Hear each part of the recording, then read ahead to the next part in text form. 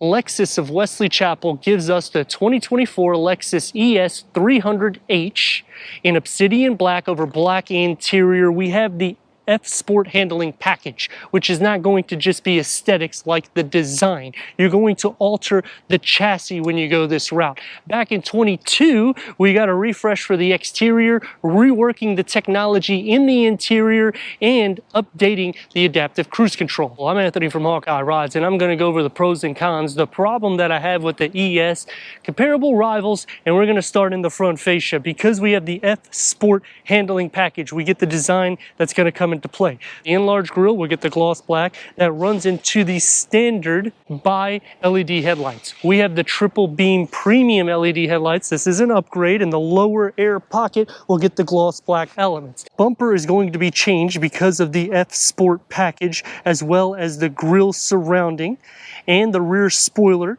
giving us 19-inch alloy wheels. And we'll receive the F Sport suspension and adaptive dampers, so you're still going to receive somewhat of a butter smooth ride, but you're getting performance, not just aesthetics. Housed underneath the hood is the 2.5 liter inline 4-cylinder hybrid with a combined of 215 horsepower paired to an eCVT transmission, achieving 43 mpgs for the city, 44 mpgs for the highway, reaching 60 at 8.1 seconds. Now, when we're thinking rival perspective, Acura and Infiniti, they don't have anything that's going to get this great of MPGs, and even if you're going to be faster, you're going to get there with more of a butter smooth ride. And as for BMW and Mercedes, this will slot in with the luxury side but not with the performance side, and in the MPGs, yet again, this is going to be the best in class. And this luxury vehicle is a front-wheel drive vehicle. Standard will be a 17-inch wheel, so optioning the F Sport handling package, you are getting quite a bit on the exterior, plus you're receiving more in the interior compared to Acura and Infiniti, plus it's longer, so you're able to fit occupants in the back without having to sacrifice, meaning moving up the front seats. LED tail lights with the L shape. You have the smoked out chrome, and the lower is going to have the same smoked out chrome. No exhaust tips to be found, and because it's a hybrid, I kind of appreciate that they went this route. The fact that we're getting an F Sport handling package, at least we're getting some performance. However, it's going to lead me to the first problem that I have. When you're thinking F Sport, this is on the Lexus line. I'm thinking performance. They don't do any tuning or anything to the engine. I mean, we have a 4-cylinder hybrid. And when you're getting an F Sport handling package, you're wanting some dynamics. Yeah, you're getting it for the suspension, but I also want it for the drive. Front and rear parking sensors with a 360-degree reverse camera, kick to open, or power liftgate going into 13.9 cubic feet of storage. It does sit up a little bit. The opening is going to be large with bag holders on both sides. Underneath the floor is going to receive the spare tire, and you get a full pass through, and this is all the goodies that you will get with your new ES.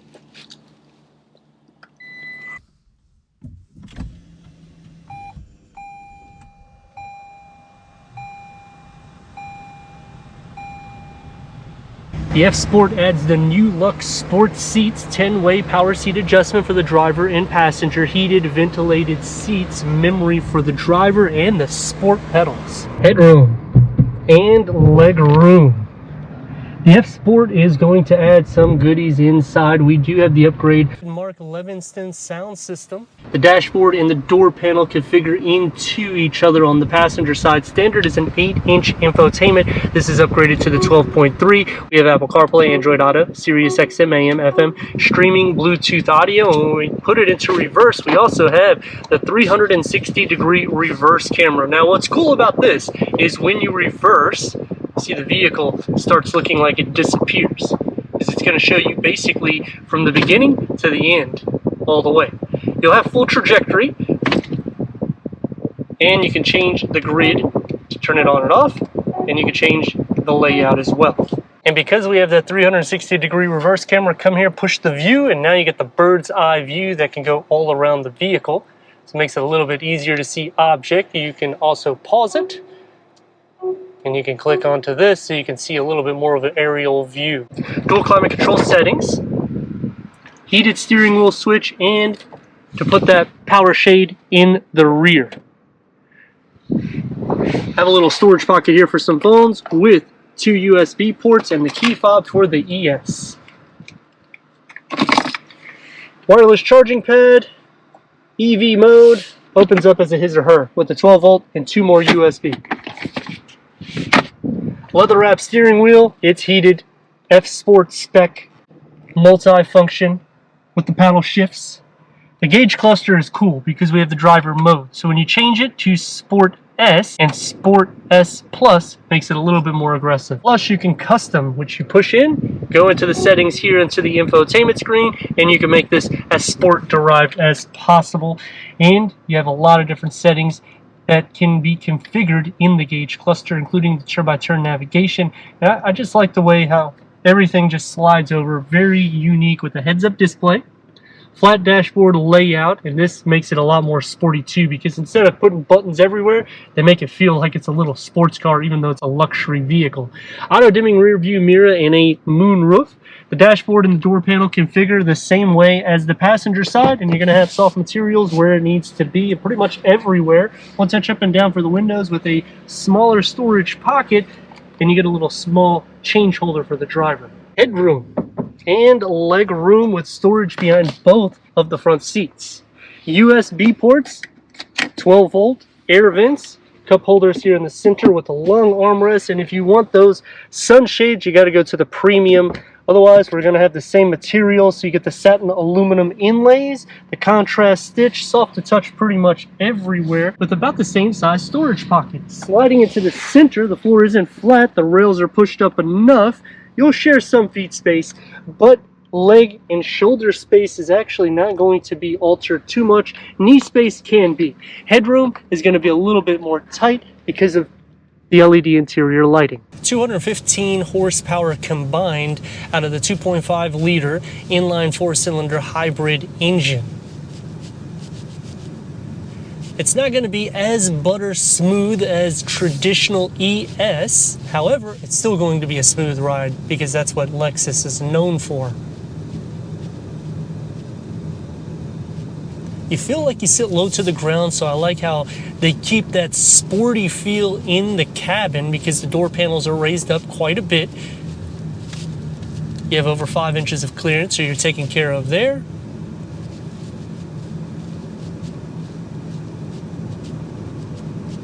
And because it's hybrid, the engine's got to cut on and off, making it a little bit more of a quiet ride. We got it in Sport S Plus. I know, this is a luxury car. 8.1 seconds 0 to 60 with the 2.5 liter inline 4-cylinder hybrid combined with 215 horsepower. Let's just see what we get.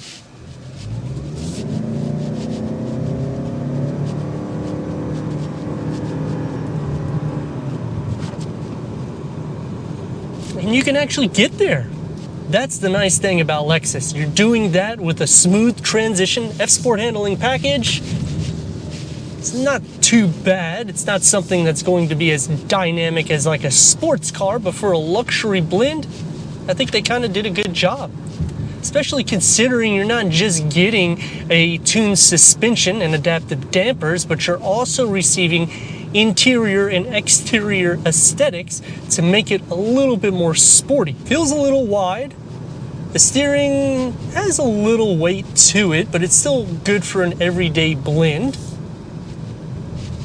Seat cushion's good. I wish it was a little bit longer for the butt area. It does change the drive though, just a touch when you're adding the F-Sport package, because it's not going to be as butter smooth, and these are upgraded wheels. But even going to a higher speed, it's still really quiet. You feel like you sit low, you have over 5 inches of clearance. I like how the door panels are raised up, so it keeps kind of that sporty feel inside the cabin. It's going to take me to some pros and cons. Starting off with the pros is when you option it up like this, it's still in the mid 50 grand pricing. It's very hard to get a luxury vehicle with this many features, with an upgraded infotainment screen, a digital gauge reader, triple beam premium LED headlights, a wireless charging pad, and you still get pretty decent performance. I mean, 8.1 seconds, it's not groundbreaking, but it's not that slow either, so you can maneuver in and out of traffic. Heated and ventilated seats. The back seat is also another pro for me because it's long. For somebody that's tall, not having to worry about leg space. Even if you have 3 adults my dimensions, I'm at 6'3", it's not an issue at all. Cargo capacity is better than most in class, and comparing against Acura and Infiniti, you're gonna have a lot more interior space for the front and the rear. Plus the savings that you're gonna be getting, because once you start going up tiers, trying to make it a little bit more sporty, it's over 60 grand on both of those variants. So you're starting to see the savings trickle in. I like the driver mode select, how they put it on top of the gauge cluster and how it changes the whole configuration, because it just looks a lot more sporty.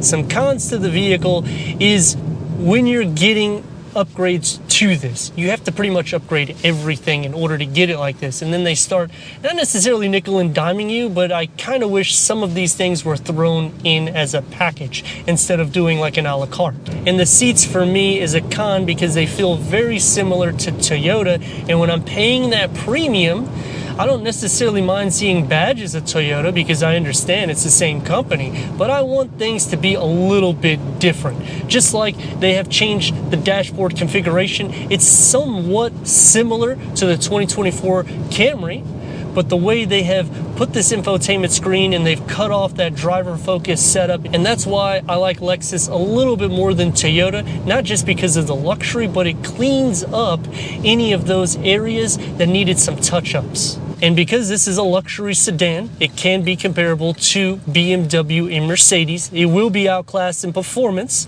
Styling, I think they did a good job with it. Luxury, it's not bad. I mean, for the value, you're getting quite a bit, and this is going to be a lot better for the MPGs. Turn radius, it's about 2 lanes. Let's rock and roll.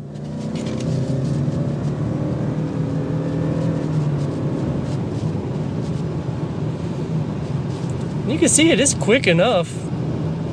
I like the gauge cluster too, because whenever you are mashing on the gas pedal, it'll start changing the color configuration so it looks like you're racing the vehicle. And when you go into hybrid, it just ticks off the RPM, putting into 0, which I don't necessarily like that, because it makes me feel like the car's dead. The big problem that I have with the ES is you can only option the all-wheel drive in the 250, which when you start going up the tier, you get more amenities, and it's a little bit more powerful, plus better MPGs. I would have liked to see that with this tier getting the all-wheel drive. It's still a butter smooth drive though. For that long journey, set it on the adaptive cruise control with the lane keep assist. You have Lexus Safety Sense 2.5 plus, so you're taking care of there with frontal collision, pedestrian detection, cyclist detection, rear cross traffic alert, blind spot monitoring, and you can go about 0.2 to 0.3 miles with this system without being too engaged. And at nighttime,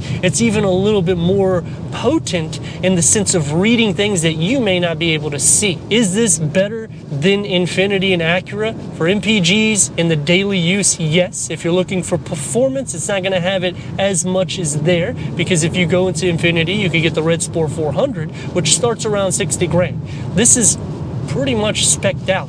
You're in the mid 50 grand. So you can see the savings, but if you're wanting performance, you're gonna get a touch of it. It's gonna be a little bit more agile and athletic on some of the bends, but it's not going to alter that much of the drive. But let me know your thoughts in the comments, and if you're new to the channel, consider subscribing. Check out the next video, merchandise, website, and Instagram. Leave a comment and a like, and I'd like to thank Lexus of Wesley Chapel for giving us this 2024 Lexus ES 300h F Sport handling package for our car review.